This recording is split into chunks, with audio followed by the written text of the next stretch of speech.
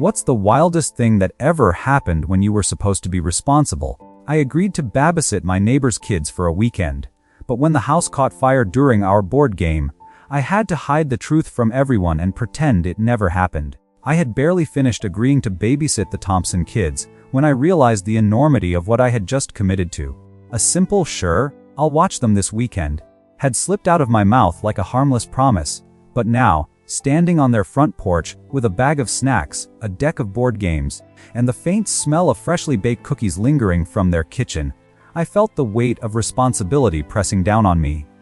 The Thompsons were known for their busy schedules. Both parents worked long hours, and weekends like this were their rare moments of freedom. They trusted me, someone they barely knew beyond casual neighborly exchanges, to keep their children entertained, fed, and, most importantly, safe for the entirety of the weekend. The kids, 7-year-old Lucas and 10-year-old Emma, bounded toward me with boundless energy, their backpacks slung over their shoulders and eyes sparkling with the anticipation of a weekend of fun.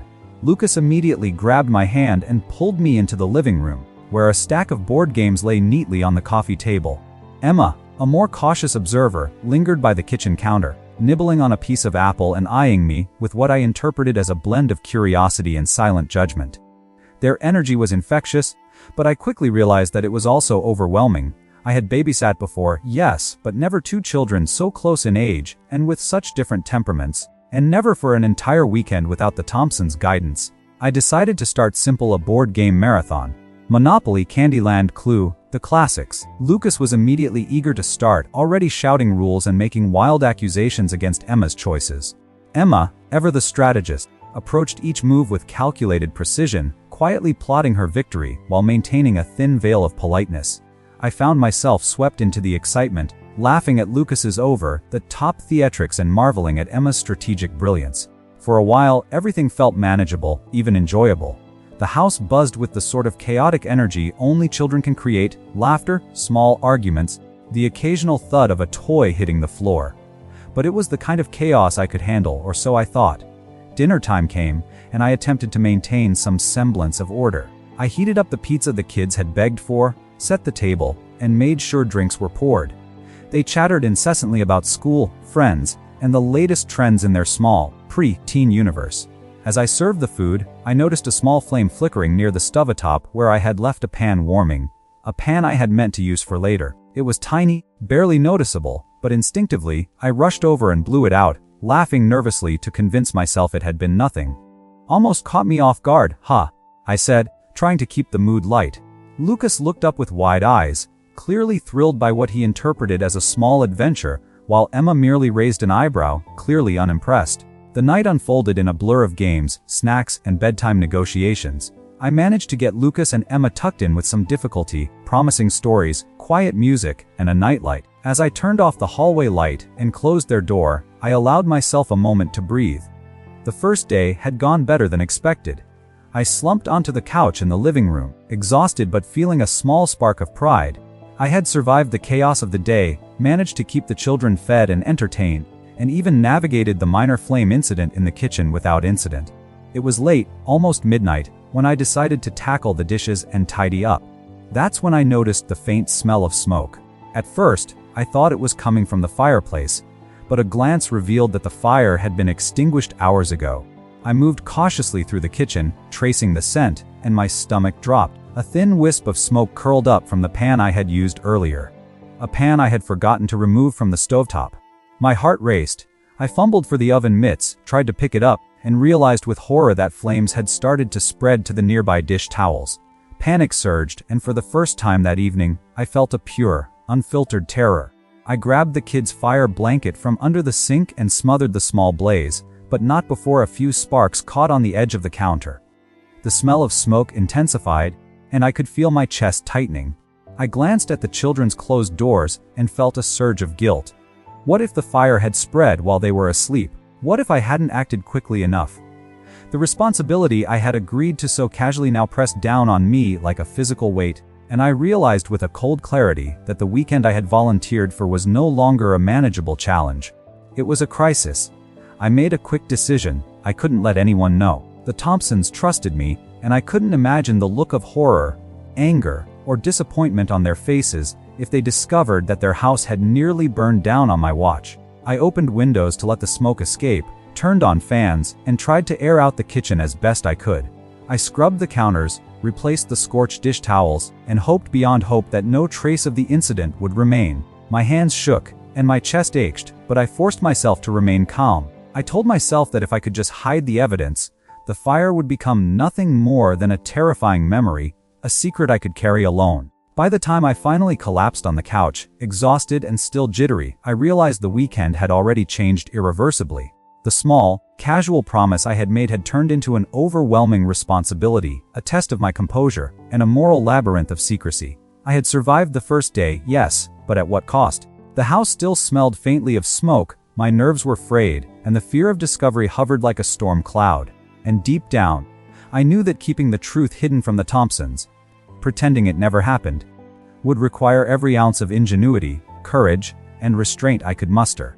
The next morning, I awoke to the sound of birds chirping outside the window, but the tranquility of the morning did nothing to calm the gnawing anxiety inside me. My nerves were still frayed from the previous night's disaster.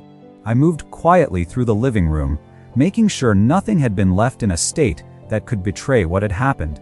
Every scorch mark, every lingering odor of smoke, every slightly warped dish towel felt like a ticking time bomb threatening to expose my failure.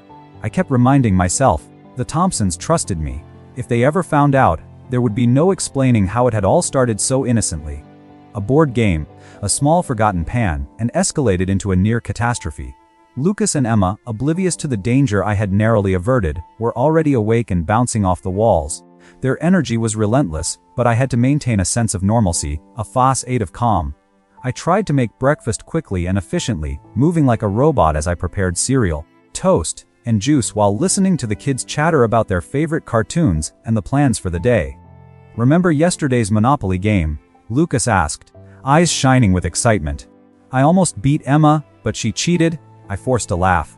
"I don't know about cheating, Lucas. Maybe Emma's just really clever." He grinned, satisfied with my answer, while Emma rolled her eyes and muttered something about fair play, clearly plotting her next victory. I guided them to the living room for another round of games, convincing myself that if I could keep their focus on play, I could avoid any further incidents. But the fear of another fire loomed in the back of my mind, and every small distraction, a candle on the windowsill, a loose electrical cord, the toaster on the counter, made my chest tighten.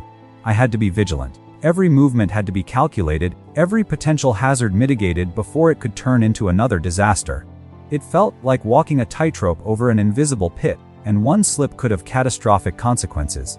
As the day went on, the children's energy and curiosity began to test my ability to maintain composure. Lucas decided to build a fort in the middle of the living room using couch cushions, blankets, and chairs. Emma immediately began strategizing the layout, directing Lucas where to place each pillow. I watched carefully, making sure that no part of their construction encroached on the kitchen or any potentially hazardous areas. My heart raced each time a cushion was thrown too close to the fireplace or when a blanket brushed against a table lamp. The memory of last night's fire was fresh, and I could not afford even a minor mistake. By mid-afternoon, exhaustion had begun to settle in, but the kids were relentless. They begged for snacks, insisted on more board games, and wanted to try a craft project that involved glue, scissors, and colored markers. I agreed reluctantly, figuring that if I could keep them busy and contained, I could prevent disaster. We spread newspapers over the kitchen table and started the project, carefully supervising each cut and paste. Lucas accidentally dropped glue on the edge of the table, and I rushed over, pretending to scold gently, while in reality, I was terrified that one misstep could lead to a repeat of last night's chaos. The tension in the house was palpable, though the children remained blissfully unaware. They laughed, argued, and compared their crafts, completely absorbed in their activities. I moved constantly between them, checking the stove, unplugging appliances I didn't trust, and keeping an eye on candles and electrical cords. My mind raced with contingency plans if a fire started again. I would have to act immediately, all while keeping the children calm and unaware. The weight of responsibility pressed down harder with each passing hour. By evening, dinner preparation became another high-stakes operation. I decided to make pasta, something simple, something I could monitor closely without too many steps that could go wrong. The kids set the table while I boiled water, and I felt a mix of relief and anxiety. Relief that I had survived another day without incident. an anxiety that the memory of last night's fire would haunt every move. I had to hide everything: the charred pan, the smell of smoke, even the panic that still lingered in my chest. I couldn't let anyone know that the idyllic weekend was a facade, that underneath the laughter and games, a disaster had almost struck. After dinner, we moved on to a movie night, complete with popcorn and blankets. The children settled in, their energy finally waning as the day's excitement caught up with them. I sank into the couch beside them, exhausted but vigilant. Every flicker of light, every sudden noise made me flinch. I couldn't let my guard down, even for a moment. My mind replayed last night's events over and over. The small flame, the spreading fire, the panic, and the relief of having smothered it before it could cause real harm. The fear that I had barely survived haunted every thought. As the movie ended and the children drifted off to sleep, I stayed awake long after, methodically inspecting the house. I moved through every room, checking for hazards, turning off appliances, ensuring that nothing could ignite a fire again. My exhaustion was total, physical and emotional, but I couldn't relax. I had made a choice to protect them and their home, and that choice now demanded vigilance and secrecy. I was caught in a delicate balance between care and fear, responsibility and concealment, and the weight of it pressed down on me like an invisible burden. Finally, late at night, I allowed myself a moment to breathe. The children were asleep, the house quiet, and the immediate danger had passed. But I knew this was only temporary. The weekend still had hours to go, and every action, every decision, had to be carefully measured to prevent disaster. The fire from last night had changed everything. The innocent promise to babysit had transformed into a tense exercise in vigilance, deception, and survival. And as I lay awake on the couch, listening to the faint sounds of breathing from the children's rooms, I realized that keeping this secret would be far more difficult than I had ever imagined. The next morning, I woke to a quiet house, but the tension from the previous night still clung to me like a shadow. I had barely slept, and my mind replayed the near catastrophe over and over: the small flames, the panic, the overwhelming fear of what could have happened if I hadn't acted quickly. Every little noise now made me jump: a creak in the floorboards, the rustle of a curtain in the breeze.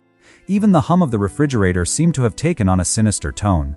I knew I had to stay calm for the kids, but the weight of responsibility pressed on me with an almost physical intensity. Breakfast became a carefully orchestrated operation. I decided on cereal and toast, simple, low-risk foods that minimized the chance of another fire hazard. Lucas and Emma were cheerful and talkative, oblivious to the anxiety churning inside me. Lucas wanted to play a new game while I prepared the table, insisting that it was the best game ever.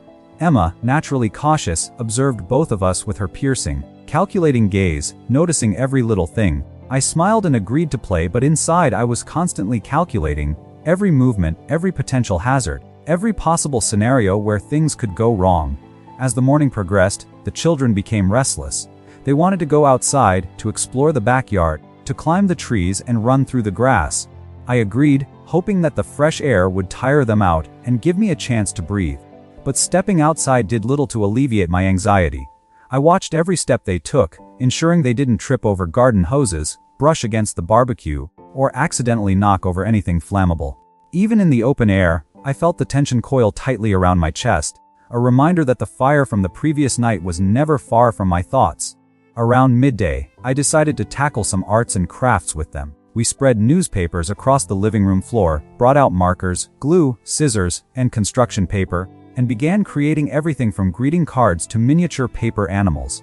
Lucas was wildly enthusiastic, tossing markers and paper around, while Emma took a more methodical approach, carefully cutting and gluing her designs. I moved constantly between them, vigilant for spills or accidents, my mind on high alert.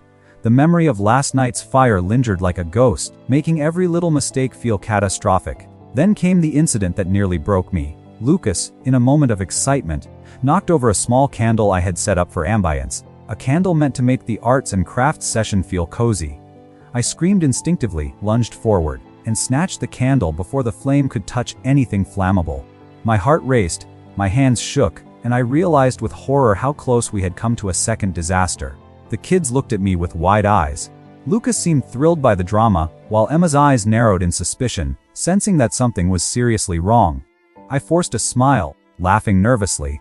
"That's why we never leave candles unattended," I said lightly, trying to mask the terror in my voice. The rest of the afternoon passed in a tense blur. Every activity, Board games, snacks, even a quiet reading session was shadowed by the fear that something else might ignite, that a moment of carelessness could escalate into disaster. I found myself checking every appliance, every outlet, and every cord. I moved like a shadow through the house, silent and watchful, balancing the role of caretaker with the responsibility of secret guardian. The kids, still unaware of the near catastrophes, chattered happily. But I felt the weight of the truth pressing down harder with every passing hour. Dinner became another carefully managed operation. I decided to make grilled cheese sandwiches, something simple, quick, and low risk. As the sandwiches browned in the pan, I watched the kids carefully, monitoring both the food and their movements. I couldn't afford another distraction. My nerves were taut, every sense on high alert. The faintest smell of smoke made my stomach twist, and my hands shook slightly as I flipped the sandwiches. I had to convince myself to breathe, to stay calm, to project an air of normalcy while inside. My mind raced with what-ifs and contingency plans. After dinner, we moved on to movie night, with blankets spread on the living room floor and popcorn in hand. The kids were exhausted, their energy finally beginning to wane, and I allowed myself a brief moment of relief. But the fire from the first night loomed in my mind, a constant reminder that danger could erupt without warning. I checked the windows, unplugged every non-essential appliance, and even moved a few objects away from potential hazards, my vigilance bordering on obsessive. The children laughed at the movie, completely unaware of the tension that underpinned my every action. Finally, as the kids fell asleep, exhausted from the day's activities, I sat alone in the living room, surveying the house. I felt the familiar tightening of anxiety in my chest, a mix of exhaustion, fear, and moral burden.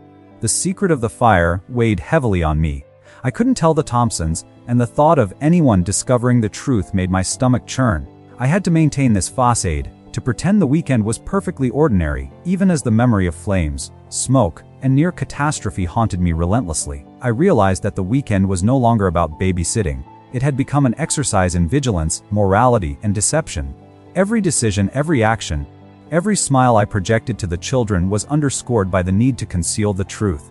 The weight of responsibility was immense, but I knew I couldn't let anyone see the cracks. The house, once a place of play and laughter, had become a minefield of potential disaster, and I was the only one who knew how close we had come to catastrophe. And as I finally closed my eyes, exhaustion overtaking me, I understood that the hardest part of this weekend was not the chaos of caring for energetic children.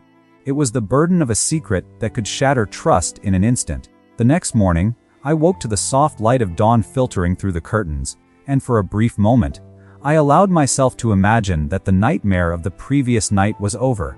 But the quiet of the house only heightened my awareness of the lingering tension. The kids were still asleep, their gentle breathing a reminder of the responsibility I carried and the secret I had to protect. The memory of flames licking the edge of the countertop, of smoke curling through the kitchen, and of the sheer panic that had gripped me was vivid in my mind, a stark reminder of how quickly an ordinary weekend could descend into chaos. I moved carefully through the house, inspecting every room, every appliance, every potential hazard. The house appeared untouched, pristine even, but I couldn't shake the fear that evidence of the near disaster might reveal itself at any moment.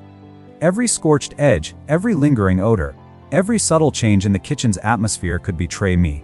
I meticulously rearranged items, wiped surfaces, and opened windows to air out any trace of smoke. The house seemed to breathe with me, its walls echoing the tension that had settled into every corner. I realized that the weight of my secret had become a constant companion, pressing down on me with every step I took. Breakfast was another carefully choreographed endeavor. I prepared oatmeal and toast, choosing foods that minimized risk, while Lucas and Emma chatted happily about their plans for the day. The children's oblivious joy contrasted sharply with the anxiety coiling in my chest. I had to maintain the facade of calm, to project an air of normalcy while internally navigating a maze of fear, guilt, and moral conflict. Every movement, every gesture, every word had to be calculated to avoid revealing the truth. The responsibility was suffocating, but I could not falter. As the morning progressed, the kids grew restless and wanted to engage in more energetic activities. We decided on a backyard scavenger hunt, a way to keep them occupied and safe while I monitored potential hazards. I meticulously removed anything that could catch fire or cause injury, garden tools, loose wires, and even small decorative items, and instructed the kids on the rules. They ran with abandon, laughing and calling out clues, their energy a stark contrast to my vigilant tension. Every sound, every movement kept me on edge, and I realized that even in open air, the shadow of the fire from the previous night lingered, shaping my every decision. Midday brought a new challenge. Lucas and Emma decided they wanted to bake cookies, inspired by the thought of sweet treats. I hesitated, aware that the kitchen had already been the site of a near catastrophe, but I knew I couldn't deny them the experience without raising suspicion. I carefully guided them through the process, supervising every step, measuring flour, cracking eggs, and handling the oven. My hands shook slightly as I preheated the oven, the memory of last night's flames vivid in my mind. Each movement had to be precise, each precaution deliberate, to prevent disaster. As the cookies baked, I used the opportunity to teach them about fire safety, framing it as a fun lesson rather than a personal warning. Always be careful around heat, I said casually, hoping to instill caution without alarming them. Lucas nodded eagerly, while Emma listened with thoughtful seriousness. I realized that teaching them this way was not just about safety, it was a way for me to process my own fear, to channel my anxiety into something constructive. The house, once a playground of chaos and energy, had become a classroom, a stage on which I balanced vigilance, secrecy, and responsibility. By late afternoon, the cookies were baked, the kitchen cleaned, and the children happily munching on their creations. I allowed myself a brief moment of relief, thinking that perhaps the worst was behind us. But the sense of foreboding lingered. Every time I glanced at the stove, the oven, or even a stray candle, my heart raced. I knew that the weekend had transformed from a simple babysitting task into a high-stakes operation of concealment and survival. The secret of the fire was a weight I carried alone, a hidden truth that could shatter trust if revealed. Evening approached, and the kids settled in for a final board game before dinner. As I watched them laugh and compete, I realized that the weekend had changed all of us, even if they were blissfully unaware. I had been forced to navigate fear, responsibility, and secrecy on a level I had never anticipated. And yet, in that moment, I felt a quiet pride. I had kept them safe, prevented disaster, and maintained the illusion of a normal weekend. The house seemed to exhale, as if recognizing the effort it had taken to survive the near catastrophe intact. Dinner passed uneventfully, and as the children were tucked into bed, exhausted but happy, I reflected on the weekend's events. The fire, the panic, and the relentless vigilance had left me drained, yet I had succeeded in keeping the secret, preserving trust, and protecting the children. I understood that this experience would stay with me, a lesson in responsibility, courage, and the delicate balance between honesty and concealment. The weekend had tested my limits, reshaped my understanding of trust, and revealed the depth of my own resilience. As the house settled into silence, I finally allowed myself to breathe, knowing that the children were safe and that the secret of the fire remained hidden. The weekend had been a crucible, a trial of endurance, and I had emerged intact, though forever changed. The memory of the flames, the fear, and the weight of secrecy would linger, but so too would the knowledge that I had protected the children and preserved the trust of the Thompsons. In that quiet moment, I realized that sometimes, survival requires more than courage. It requires careful thought, discretion, and the ability to carry a secret alone for the greater good. What do you think about this story? Did you expect this ending? Let me know in the comments below, and don't forget to like this video if you want to see more.